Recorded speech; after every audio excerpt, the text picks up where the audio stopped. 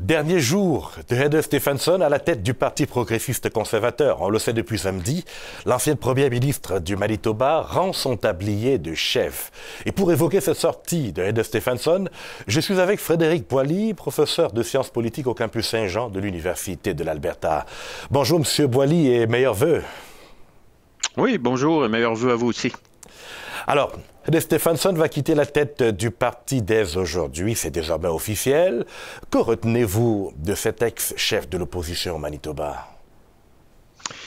Globalement, ça a été quand même assez difficile pour elle. Il faut dire que les conditions de départ, lorsqu'elle succédait à Brian Pallister, qui lui était controversé, qui avait laissé, disons, le parti dans un état où sa popularité n'était pas à son meilleur, où ça avait été particulièrement difficile lors de la COVID. Donc, il faut reconnaître que c'était une tâche difficile pour Mme Stefanson de succéder à Brian Pallister.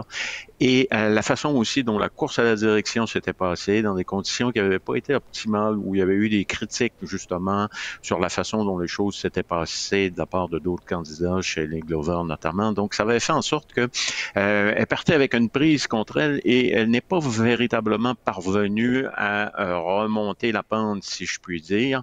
Et finalement, la façon dont la campagne électorale s'est déroulée avec le message, on voyait que ça collait pas nécessairement à sa personnalité. Cela dit, il faut quand même reconnaître qu'elle laisse quand même le parti avec des assises électorales plus importantes qu'on aurait pu le penser suite justement à cette campagne électorale où on pouvait s'interroger sur le message des progressistes conservateurs. Donc, tout n'est pas négatif. Le parti reste quand même, comme je l'ai mentionné, avec un bassin électoral qui est quand même intéressant, même si il y a beaucoup de travail à faire du côté un bassin électoral des centres urbains. Un bassin électoral dont on va reparler. Mais autant on peut lui trouver des circonstances atténuantes, autant beaucoup lui ont reproché de n'être pas forcément le profil rassembleur qu'on espérait au sein de ce parti. Oui, et comme je l'ai mentionné, c'est parce que c'était difficile aussi. On n'était pas dans un contexte où c'était facile de rassembler suite à ce qui s'était passé avec Brian Pallister dans les premiers moments de la pandémie. Donc ça, je pense que on attendait beaucoup de elle. Elle n'a pas été en mesure de livrer toute la marchandise sur ce plan-là. Des erreurs aussi de sa part, ce qui fait en sorte que ça fait un bilan un peu mitigé, un passage qui passera pas nécessairement à l'histoire, même si elle a essayé de faire de son mieux. Même si elle est la première femme première ministre du Manitoba, c'est quand même un bilan mi-figue, mi-raisin. Mais vous parliez tout à l'heure de bassin électoral. Le départ de Heather Stefanson se présente dans un contexte marqué par quelques sujets de controverse et de dissension interne, notamment celui qui est lié au soupçon de violation de la Convention de transition. Est-ce que cela laisse quand même une tâche encore indélébile au sein de ce parti?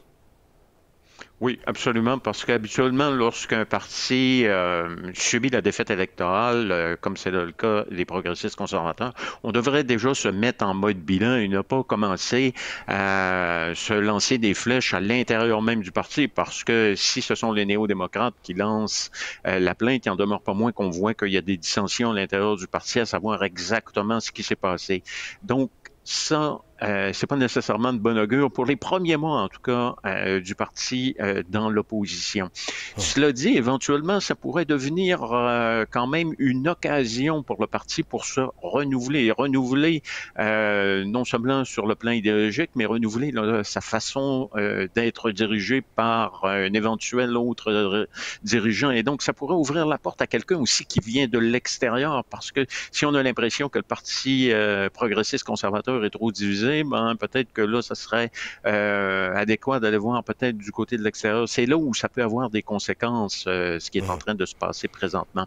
Mais clairement aussi, je pense qu'il faut le remettre, ce qui est en train de se passer aussi avec le bilan des précédents gouvernements. Ça laisse entendre que l'électorat avait peut-être raison de vouloir changer de parti. Pourquoi? Parce que on le voit, il y avait de la bisbille à l'intérieur et le parti peut-être s'estimait un peu trop comme étant un parti à qui le gouvernement appartenait. Et justement, à propos de tourner la page, On a vu qu'à la réunion des délégués en fin de semaine, les progressistes conservateurs ont également planché sur de nouvelles règles dans la course au leadership et que désormais, on n'ira plus dans ce mode de un membre, un vote, mais beaucoup plus à partir du pointage dans les circonscriptions. Ouais. Alors, que vaut ce nouveau mode de scrutin de choix dans la course au leadership au niveau des progressistes conservateurs?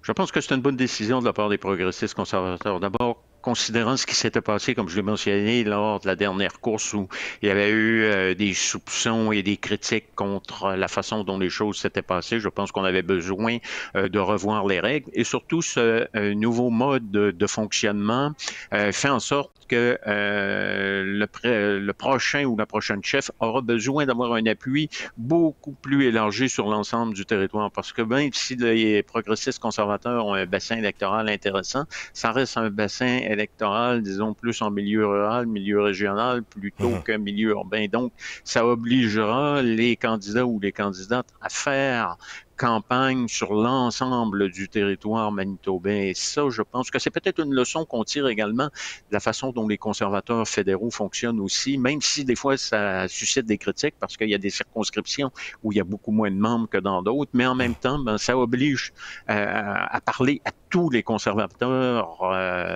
sur l'ensemble du territoire, pas simplement à des conservateurs qui sont regroupés dans certaines circonscriptions. Et pouvoir aller pêcher dans les marigots néo-démocrates également au Manitoba. C'est peut-être ça la stratégie derrière. Oui, ça ouvre la porte disons, à mener des campagnes un peu plus élargies, moins centrées sur un certain type d'électeurs, un certain type de partisans. Et par la suite, ben, ça donne aussi un peu plus de légitimité à celui qui devient chef par la suite, parce qu'il dispose de meilleures assises habituellement il parvient justement à avoir des partisans sur l'ensemble du territoire. On verra, Frédéric Boily, dans les prochaines heures, qui sont ces différents candidats qui vont se lancer à cette tâche ardue pour devenir chef de l'opposition au Manitoba. En tout cas, c'est tout le temps qui nous est imparti. Merci infiniment, Frédéric Boily. C'est moi qui vous remercie. Au revoir. Au revoir.